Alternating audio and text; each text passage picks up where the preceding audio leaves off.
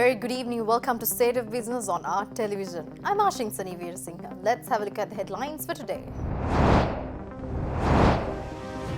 New changes on the government's employment program for unemployed graduates announced.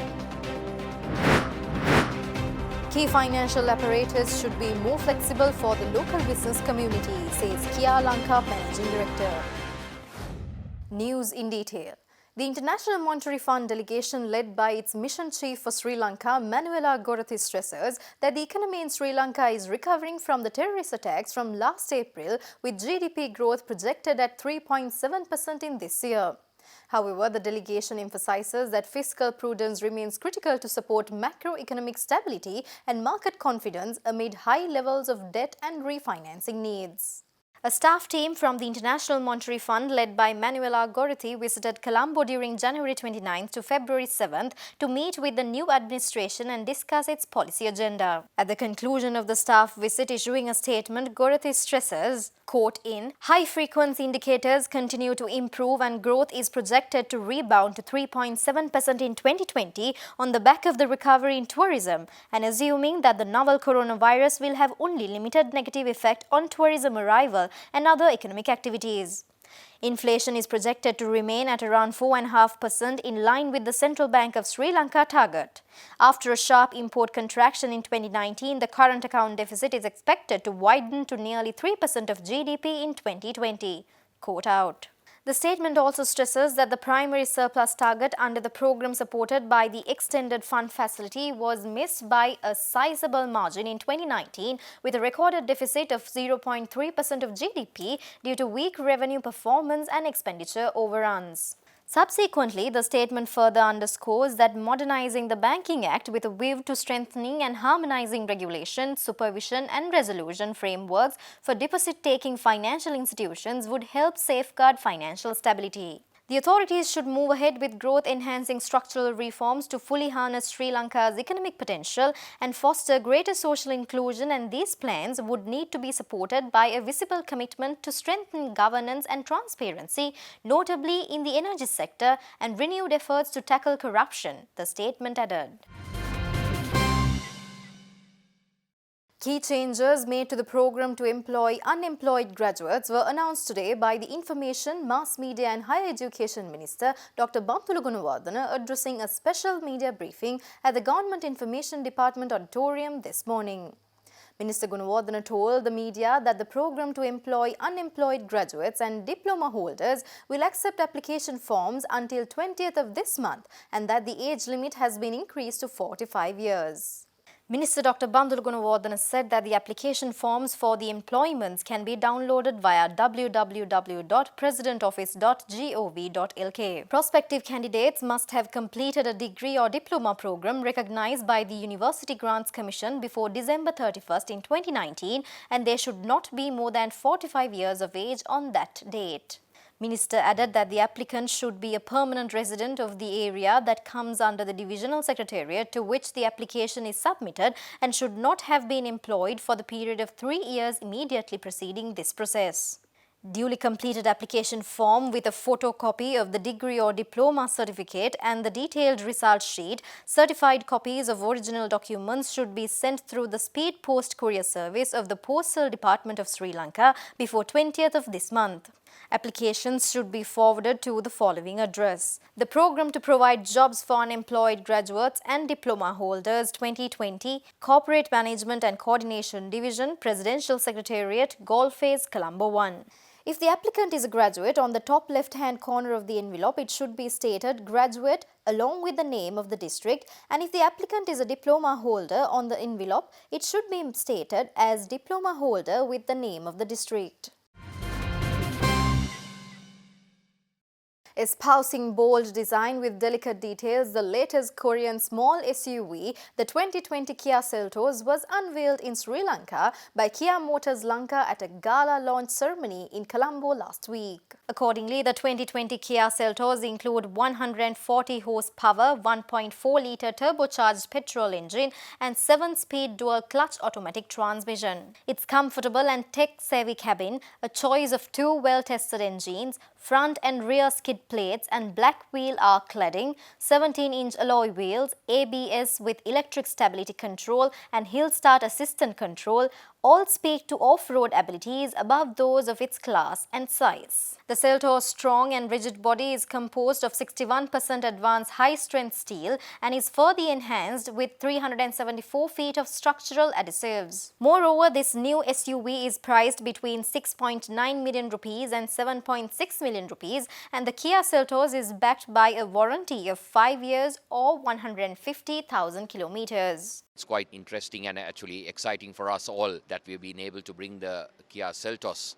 because SUVs are a very popular vehicle in Sri Lanka, and with its pricing, capability, its design and the ability that the car has, I think it will perform extremely well in our Sri Lanka market in all areas, what the consumer and what the customers expect it to perform as. As I said, Kia has been a design-driven brand, and the great Peter Schreier has put in the effort to develop this, which is slightly smaller than the ever successful Sorento, and that's why the name Seltos, which is a son of Hercules, has been given to derive from that, which has been given to this model, because like the Sorento, if it had a Herculean task, as we said, in conquering the SUV market, the Seltos is born here to actually do follow up on that.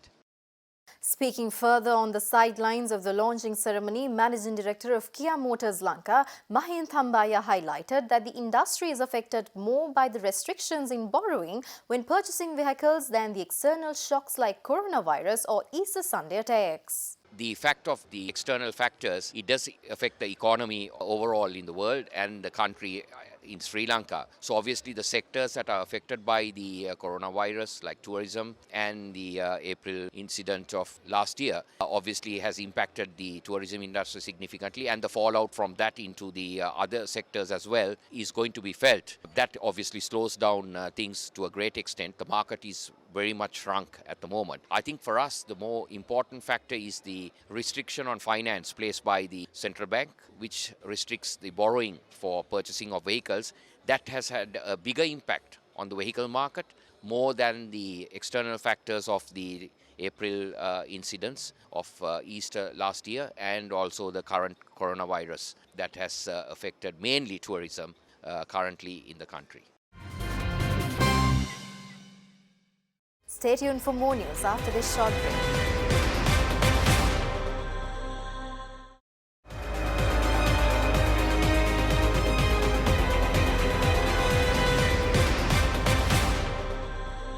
Welcome back after the break. The Finance Minister of Afghanistan, Mohammad Humayun Qayomi, held talks with President Gotabaya Rajapaksa at the President's residence yesterday during an official visit to Sri Lanka. Minister Qayomi, who is a special advisor to the President of Afghanistan, discussed bilateral relations and regional issues with President Rajapaksa. Afghanistan and Sri Lanka first established diplomatic relations in November 1958. For decades, the two countries maintained indirect bilateral relations through their diplomatic missions in neighboring countries, and in 2013, then President Mahinda Rajapaksa took measures Afghanistan to open an embassy in Colombo. Since 2013, many senior officials and technical delegations from Afghanistan have visited Sri Lanka, and two governments have also signed 8 agreements and MOUs. They encompass issues of bilateral interest such as economy, education, science, technology, labor, air services, sports, higher education, technical capacity building, as well as cooperation between the University of Colombo and Kabul University, among others. As the current government highly focuses on security and sustainable development at home and in the region, the Afghan government looks forward to initiating bilateral security and defense cooperation with Sri Lanka. The Afghanistan Finance Minister Mohammad Humayun is also an engineer and professor, serves as the chief advisor on infrastructure and technology to the President of Afghanistan. Officials said that Afghanistan seeks to learn from Sri Lanka's successful war-to-peace transition experience, including from the country's reintegration and reconciliation initiatives and programs that have delivered tangible results. The Afghan ambassador to Sri Lanka, Ashraf Haidari, was also present at the meeting. Chairman of Laughs Holdings, WKH Vagapiti, highlights that Sri Lanka's organizations lack the ability to be efficient in their management of today's business and also to be adaptable for tomorrow's changing demands.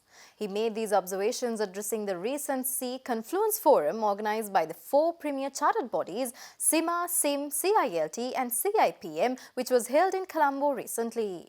We fail to look at very futuristically. Whilst we do as a nation or as enterprises, whatever we do to exploit the maximum while adapting with the new emerging technology coming in. For example, we earn $1 billion. If you look at our export basket, we still have the very conventional products except the apparel, and we earn nearly $1 billion by exporting tea, whereas we haven't adapted to the global trend, and we are spending half of it pharmaceuticals, and whereas our almost 17% of population is aged, which is going to be almost 25% by 2030.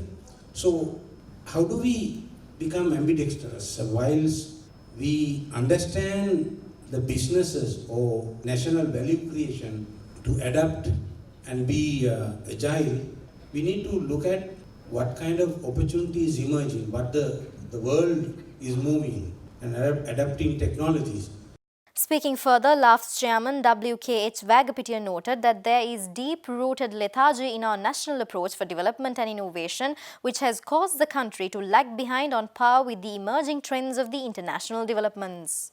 In 1957, at the time of just after independence, we had the world's largest private bus operation, and we had the most conducive environment to create the automobile industry in this part of Asia, maybe in the world. But at that time, when we nationalized the private bus operation and create Ceylon Transport Board and look at what buses that we are using on the road and the train service and all that.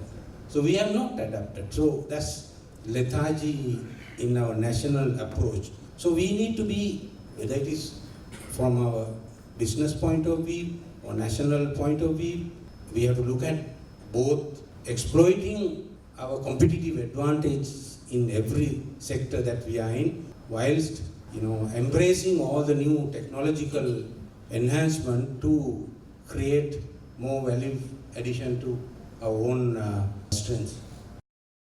Chairman and Chief Executive Officer of Global Strategic Corporate Sustainability Limited, Dr. Ravi Fernando stresses that we need to exploit the abundance of natural resources that the country has rather than looking forward for far-fetched and unattainable goals. We have the purest titanium in the planet.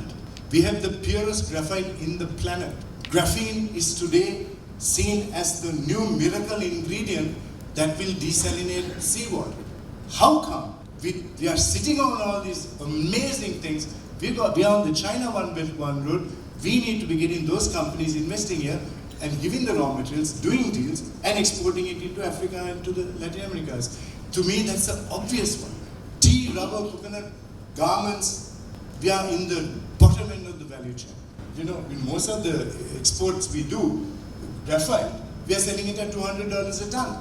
Graphene is $9,683 per kilogram. So I think every one of you, please spend some time, understand what we are blessed with in Sri Lanka, and put your time and energy, take one of those areas and look at the question.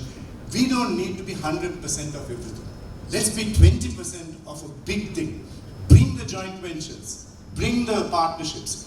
We don't have all the technology, invite the technology, and then become 20% of a global market as opposed to continuing to be at the lowest end.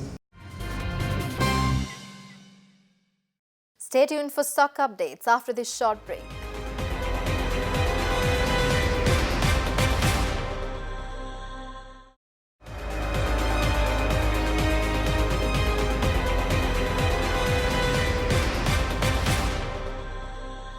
Welcome back after the break. Trading at Colombo Stock Exchange ended on a negative note today. The all-share price index dropped 8.78 points to close at 5,933.75 and the S&P SL 20 dropped 11.29 points to close at 2,824.06. The turnover was 352 million rupees and over 10 million shares were traded. Up next are Forex rates.